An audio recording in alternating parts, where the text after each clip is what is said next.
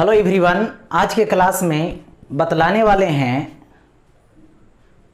Electric force, gravitational force और spring force से related numerical.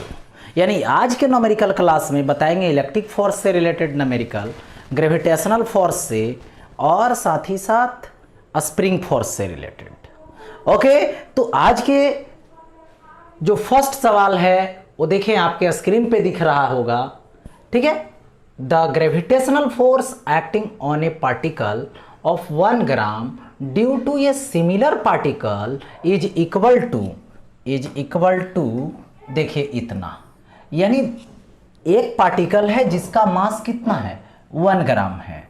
यानी ये पार्टिकल है जिसका मास m1 है और यहाँ पर m1 की वैल्यू 1 ग्राम है। ओके, तो इसको केजी में कन्वर्ट कर देंगे तो 10 टू दी पावर -3 kg आ जाएगा।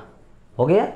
अब देखो, इसी का एक सिमिलर पार्टिकल है जिसका मास क्या है, m2। सिमिलर है तो एक जैसा, यानी उसका भी मास कितना आएगा, 10 टू दी पावर -3 kg आएगा, यानी 1 ग्राम आएगा। इन दोनों के बिटवीन जो फोर्स लग रहा है, ठीक है, ग्रेविटेशनल फोर्स लग रहा है, तो ग्रेविटेशनल फोर्स अट्रैक्शन फोर्स होता है। ये अट्रैक्शन फोर्स लग रहा है कितना डिस्टेंस पे, r डिस्टेंस पे लग रहा है। ठीक है, तो देखिए ये फोर्स है ग्रेविटेशनल जो 6.67 into 10 to the power minus देखिए 17 न्यूटन है। ओके, इतना न्यूटन दे दिया गया। अब यहां से बोला गया calculate the separation between the particles, यानी पार्टिकल के बिटवीन सेपरेशन क्या होगा, यानी r is equal to what, यही r फाइंड करनी है। ओके, तो यहां से ऐसा दे दिया गया। तो अब यहां पे डिस्कस करने वाले हैं। देखिए, डिस्कस करता हूं। सबसे पहले ये जो ग्रेविटेशनल फोर्स है उसका फॉर्मूला क्या होता है, capital G m1 m2 by r square. ये क्या हो गया, ग्रेविटेशनल फोर्स का फॉर्मूला। यानी ये न्यूटन्स लॉ ऑफ ग्रेविटेशन से क्या होता है कि दो बॉडी है या तो दो पार्टिकल है जिसका मास m1 और m2 है और दोनों के बिटवीन डिस्टेंस r है, तो उसके बिटवीन जो अट्रैक्शन फोर्स लगेगी, यानी जो ग्रेविटेशनल फोर्स लगेगी, यानी जो मास के अकॉर्डिंग फोर्स लगेगी, वो क्या होगा, F is equal to capital G m1 m2 by r square होगा। यानी इस सवाल को बनाने के लिए, ग्रेविटेशनल फोर्स के सवाल को बनाने के लिए यहाँ पे क्या होगी, ग्रेविटेशनल फोर्स की जो फॉर्मूला है दो पॉइंट मास के बिटवीन, उसको याद रखना पड़ेगा। ठीक है, वो माइंड में सेट रखिएगा तब बना पाइएगा। ओके, तो यहाँ से क्या आएगा F, तो F की वैल्यू पुट कर देंगे। R निकालनी है, R को साइड कर लीजिए, r square capital G m1 m2 और बाई ये F आएगा। ओके, देखिए, तो यहाँ से r square is equal to capital G की वैल्यू होती है 6.67 इंटू 10 टू दी पावर -11 होगा। m1 की वैल्यू कितना आएगा, 10 to the power -3 into m2 का वैल्यू 10 टू दी पावर -3 और बाई क्या आएगा, f आएगा। f का वैल्यू, ठीक है, f की value 6.67 into 10 to the power -17 होगा ऐसा, 6.67 इंटू 10 टू दी पावर -17। अब देखिए यहाँ पे ये क्या होगा, कैंसिल आउट हो जाएगा। हो गया। अब देखो यहाँ से r square is equal to 10 to the power -11, -3 और -3 तो -6 होगा, तो माइनस कितना होगा, 17 होगा। ऊपर लेके चले जाइए, 10 टू दी पावर 17, ये कैंसिल आउट हो जाएगा, कितना आएगा, 1 आएगा। तो r square is equal to 1, तो r इज इक्वल टू क्या आएगा, 1 मीटर आएगा। r इज इक्वल टू कितना आएगा, 1 meter. Matter solve, r is equal to 1 meter आएगा। ओके, नेक्स्ट अब देखिए यहाँ पे सेकेंड नंबर सवाल, calculate the force with which you attract the earth. यानी आपको जितने फोर्स से अर्थ अट्रैक्ट कर रही है वो फोर्स बताइए। यानी किसी को अट्रैक्ट करती है अर्थ तो उस बॉडी का वेट होता है, उसको वेट बोलते हैं। जिस फोर्स से अट्रैक्ट करती है अर्थ किसी भी बॉडी को तो उस बॉडी का वेट बोला जाता है। सपोज कीजिए कि ये अर्थ है और इस पे कोई माने आप हैं, ये आदमी है जिसको अट्रैक्ट कर रही है, इसका मास m है, तो अर्थ अट्रैक्ट करती है किससे? mg से, जो उसका वेट होता है, जो फोर्स वेट होता है वही फोर्स फाइंड करना है, यानी वेट फाइंड करना है। ठीक है, तो कोई भी आदमी है तो मान लेते हैं अप्रॉक्स 49 kg का मैन है, 50 kg का मैन है, 46 का, 55 का, 60 का, जो भी है, जो सवाल बना रहे हैं उसके हिसाब से चलना है। आप बना रहे हैं, आप 49 kg के हैं तो 49 kg लीजिए, यदि 60 kg हैं के हैं तो 60 kg लीजिए। वो डिपेंड करता है सवाल बनाने वाले पे। देखिए, तो ये 49 kg अप्रॉक्स मान लिए कि ठीक है, कोई 11th-12th का स्टूडेंट है जो बना रहा है ना, वही 50 49 है ना, इस रेंज में 55 के रेंज में रहते हैं। तो m हो गया, तो वेट कितना होगा इसका? F is equal to mg, जिससे अर्थ क्या कर रही है? अपने सेंटर के तरफ इसको अट्रैक्ट कर रही है। यानी m का वैल्यू 49 और g का वैल्यू 10 या तो 9.8, तो ओवरऑल 490 न्यूटन, यानी इतना फोर्स से अर्थ अट्रैक्ट कर रही है। यानी जो उसका वेट, जिस फोर्स से अट्रैक्ट कर रही है उसको उस बॉडी का वेट बोलते हैं, जो इतना आया। ओके, नेक्स्ट देखिए थर्ड नंबर में, at what distance should two charge, यानी दो चार्ज के बिटवीन डिस्टेंस क्या होना चाहिए? ठीक है, ईच इक्वल टू 1 कूलम, यानी दोनों क्या है? 1 कूलम का है। अब देखिए, एक चार्ज पहली वाली Q1 और ये दूसरी वाली क्या है? Q2 है। ठीक है, और दोनों के बिटवीन सेपरेशन R है। यही R क्या होगा? यानी R is equal to what, but Q1 is equal to Q2 is equal to क्या आएगा? 1 कूलम आएगा। Q1 is equal to Q2 is equal to 1 coulomb. हो गया ऐसा? Be placed so that the force between them equals your weight, यानी दोनों के between जो इलेक्ट्रिक फोर्स लगेगा वो वेट के इक्वल होगा। ठीक है, आपके वेट के इक्वल होगा। ठीक है, तो सबसे पहले इलेक्ट्रिक फोर्स कितना लगेगा? यदि दोनों लाइक चार्ज है तब तो रिपल्सन होगा, इलेक्ट्रिक फोर्स। ठीक है, तो यहाँ से F is equal to formula होती है 1/4πε0 Q1 Q2 बाई R²। यानी याद रखनी पड़ेगी कि दो चार्ज बॉडी या तो दो पॉइंट चार्ज के बिटवीन इलेक्ट्रिक फोर्स लग रहा है तो कूलॉम्स लॉ लगाएंगे, जिसकी फार्मूला क्या होती है? 1/4πε0 Q1 Q2 बाई R² होता है। ठीक है, अब देखिए ऐसा, और ये जो फोर्स है वो किसके इक्वल है? वेट के इक्वल है, यानी weight W is equal to mg, और m मान लीजिए 49 kg का है। ठीक है, तो ये दोनों आपस में क्या इक्वल है, तो यहाँ से mg इज इक्वल टू 1/4πε0, ये आएगा Q1 Q2 और बाई R²। निकालना क्या है? निकालनी है R, यानी separation. R is equal to what, तो R² इधर लेकर चले जाइए, तो 1/4πε0 Q1 Q2 बाई mg। ठीक है, तो R² is equal to 1/4πε0 9 into 10 to the power 9, Q1 Q2 तो 1 कूलम इंटू 1 कूलम, तो 1 इंटू 1 बाई mg, तो m का वैल्यू 49 और g का वैल्यू 10, यही तो आएगा। तो यहाँ से आप सॉल्व करोगे तो R² इज इक्वल टू कितना आएगा? R square is equal to, सबसे पहले 9 रहने दीजिए, बाई 49 रहने दीजिए, 49 मैंने रहने दिया, ठीक है।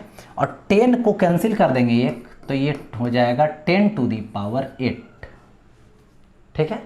तो कैंसिल आउट कीजिए यहाँ से, तो आर स्क्वायर, तो आर अंडर रूट होगा, तो 3/7, 9 का रूट 3, 49 का रूट 7, और इसका कितना आएगा 10 टू दी पावर 4 आ जाएगा ना, 4, इतना मीटर।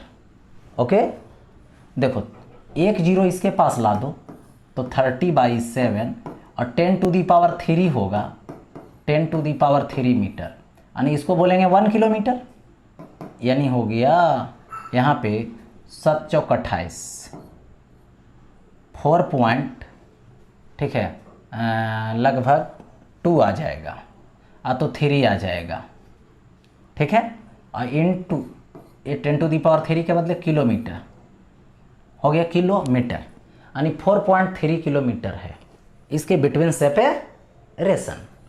ओके, नेक्स्ट सवाल चलिए, देखो फिर, 2 spherical bodies each of mass 50 kg are placed at a separation of 20 centimetre, यानी यहाँ पर एक ब्लॉक है, देखिए इसका मास m1 और इसका मास m2, इसके बिटवीन जो सेपरेशन है वो r है और इसकी वैल्यू दे रखा है, m1 is equal to m2 is equal to 50 kg। Okay, R1 का वैल्यू, R का वैल्यू, R1 नहीं, दोनों के बीच का सेपरेशन का वैल्यू 20 सेंटीमीटर, यानी 0.2 मीटर हो गया। Equal charge are placed on the bodies at it's found that the force of Coulomb's repulsion equals the gravitational attraction in magnitude. Find the magnitude of the charge placed on either body. यानी देखिए, पहले तो m1 और m2 दो body है, दोनों का mass equal है, दोनों के बिटवीन डिस्टेंस 20 सेंटीमीटर है, एक ब्लॉक पे जितना चार्ज रखे हैं उतना ही दूसरा ब्लॉक पे चार्ज रखे हैं, यानी आइडेंटिकल चार्ज रखे हैं, यानी ये प्लस है तो ये भी प्लस होगा, ये प्लस वाला उसको रिपेल करेगा तो ये वाला प्लस वाला भी इसको रिपेल करेगा। तो यदि रिपल्सन फोर्स यहाँ पे लग रही है तो कौन रिपल्सन है, इलेक्ट्रिक। कौन रिपल्सन है, इलेक्ट्रिक।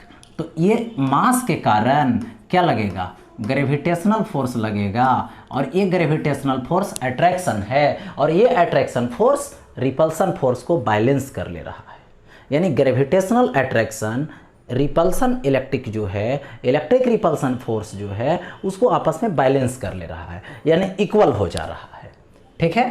तो देखिए यहाँ पर ऐसा कर सकते हो, electric force balanced by gravitational force, तो इलेक्ट्रिक फोर्स का फॉर्मूला लगाएंगे 1/4 पाई एप्सिलॉन नोट, ये Q इंटू Q और बाई डिस्टेंस स्क्वायर यानी R square is equal to gravitational force लगाएंगे कैपिटल G m1 m2 और बाई R स्क्वायर। होगा ऐसा, इस R ने इस R को कैंसिल आउट कर दिया, ठीक है। अब देखिए यहाँ से सॉल्व करते हैं, इसकी value 9 into 10 to the power 9 होगा इंटू Q स्क्वायर होगा इज इक्वल टू G का वैल्यू 6.67 10 टू दी पावर -11, ये कैपिटल G यानी ग्रेविटेशनल कांस्टेंट, इसको बोलते हैं ग्रेविटेशनल कांस्टेंट, और ये ग्रेविटेशनल कांस्टेंट की वैल्यू है।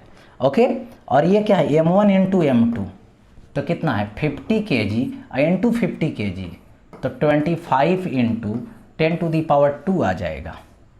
ओके, अब देखिए यहाँ से ये Q स्क्वायर रहेगा, Q square is equal to, ठीक है, देखिए Q स्क्वायर है, इधर मल्टीपल इधर डिवीजन में आएगा, तो 6.67 into 25, 6.67 into 25 into 10 to the power -1 11 -11 और 2, तो 10 टू दी पावर -9 आएगा, बाई यहाँ से आ जाएगा डिवीजन में, तो 9 इंटू 10⁻⁹। अब देखिए इसको सॉल्व करते हैं। Q square is equal to 6.67 और बाई 9 इंटू यहाँ पे 25 होगा, 25 होगा, ठीक है। और इसके बाद ये 10 टू दी पावर ऊपर चला जाएगा तो ये हो जाएगा 10 टू दी पावर -18। हो गया ऐसा। अब देखिए इधर अंडर रूट लाइए तो रूट ओवर 6.67 रह जाएगा, 5/3 होगा। इसका रूट 9 का रूट 3, 25 का रूट 5 और इसका क्या आएगा 10 टू दी पावर -9, इतना कुलोम आएगा। ये ओवरऑल कैलकुलेट कर लेना इसको, 5/3 इसको कैलकुलेट कर लोगे तो ये आ जाएगा 4.3 into 10 to the power -9 coulomb, यानी इस चार्ज इतना आ गया। ओके, नेक्स्ट देखिए। अब यहाँ पे दे रखा है 5 number, A monkey is sitting on a tree limb, यानी एक मंकी जो है वो एक पेड़ की टहनी पर बैठ गया है, बैठ रहा है। अब देखो the limb exert a normal force of 48 Newton, ठीक है। यानी ये देखिए टहनी है, ये टहनी पे सपोज कीजिए कि यहाँ पे मंकी बैठ गया, ठीक है। तो इस पर ऐसे नॉर्मल फोर्स इस डायरेक्शन में नॉर्मल फोर्स है ये, ठीक है। यानी ये नॉर्मल फोर्स मान लेता हूँ R है। तो R की वैल्यू यहाँ पे कितना है 48 न्यूटन है। R की वैल्यू 48 न्यूटन है। अब यहाँ पे बैठा तो ये तो इधर सरकना चाहेगा इस तरफ डाउनवर्ड, तो इसको यहाँ पर फ्रिक्शन बैलेंस करेगा, ये फ्रिक्शन बैलेंस करेगा। तो ये जो फ्रिक्शन है वो कितना का होगा, तो यहाँ पे 20 न्यूटन का होगा ऐसा। फ्रिक्शन फोर्स 20 न्यूटन का। अब देखिए find the magnitude of the total force exerted by the limb on the monkey, यानी मंकी पे कितना फोर्स लग रहा है लिम्ब के द्वारा। एक तो नॉर्मल लग रहा है, एक पहली वाली नॉर्मल है, दूसरी वाली फ्रिक्शन है, और दोनों कितने एंगल पे लग रहा है, तो 90 डिग्री के एंगल पे लग रहा है। तो जब दोनों 90 डिग्री के एंगल पर लग रहा है तो नेट फोर्स निकालोगे तो दो परपेंडिकुलर का नेट फोर्स इस तरह से जाएगा, दो परपेंडिकुलर का नेट फोर्स इस तरीके से जाएगा। तो इस तरीके से जब जाएगा तो ये क्या हो गया रिजल्टेंट फोर्स। ओके, तो ये जो रिजल्टेंट आएगा F वो under root R² plus F² आएगा, under root R² plus F² आएगा। ओके, अब देखिए तो अंडर रूट क्या होगा R² यानी 48 का स्क्वायर प्लस ये क्या आएगा यहाँ पे 20 का स्क्वायर, वेक्टर के अकॉर्डिंग दोनों 90 डिग्री पे है इसलिए, ठीक है। अब देखिए अंडर रूट इतना आएगा तो ये कैलकुलेट करके जब सॉल्व करोगे तो 52 न्यूटन आएगा। यानी रिजल्टेंट फोर्स जो है यानी नेट फोर्स यानी टोटल फोर्स दोनों मिल करके देगा इतना जो रिजल्ट आएगा उसका, क्योंकि दोनों 90 डिग्री पे अप्लाई हो रहा है, ठीक है। नेक्स्ट देखिए यहाँ पे नेक्स्ट 6 नंबर देखिए, ये body builder exert a force of 150 Newton, यानी एक बॉडी बनाने वाला है, ठीक है। अब देखिए जो क्या करता है फोर्स अप्लाई करता है कितना 150 Newton against A bull worker and compress it by 20 centimetre. कितना कंप्रेशन होता है डेल्टा एक्स, जो 20 सेंटीमीटर है यानी मीटर में बदलेंगे तो 0.2 मीटर आएगा, ठीक है। यानी किस तरीके से देखो एक प्रकार का स्प्रिंग जैसा है, क्योंकि लिखा हुआ है calculate the spring constant of the spring in the bull worker, यानी जिसमें वो बॉडी बना रहा है, कंप्रेस कर रहा है, एक्सटेंड कर रहा है, कंप्रेस कर रहा है, एक्सटेंड कर रहा है, ठीक है। तो वही है, देखिए यहाँ पे ऐसे लगा हुआ है, इसी को कंप्रेस करता है कितना से F से, जो कितना का है 150 न्यूटन। तो ये क्या हो जाता है, कंप्रेस हो जाता है। कितना कंप्रेस होता है, डेल्टा एक्स, ठीक है। तो डेल्टा एक्स कितना 20 सेंटीमीटर, यानी 0.2 मीटर है।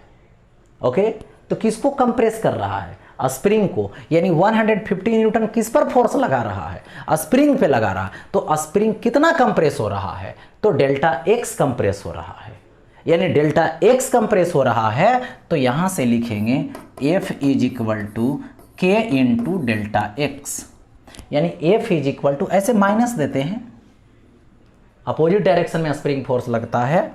तो देखिए इसका क्या लगा दो, मोड लगा दो, तो F इज इक्वल टू क्या आएगा, K इंटू डेल्टा एक्स आएगा, दैट इज, ठीक है।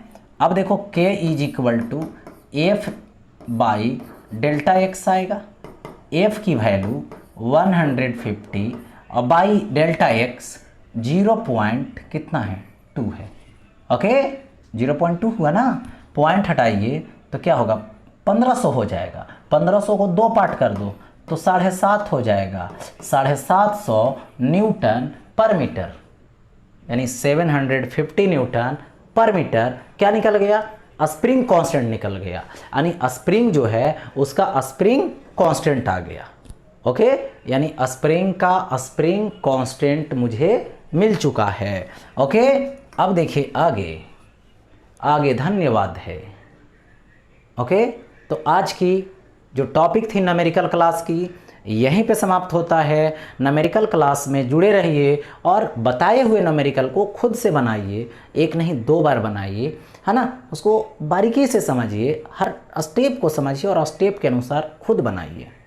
ओके, धन्यवाद, मिलते हैं फिर नेक्स्ट क्लास में।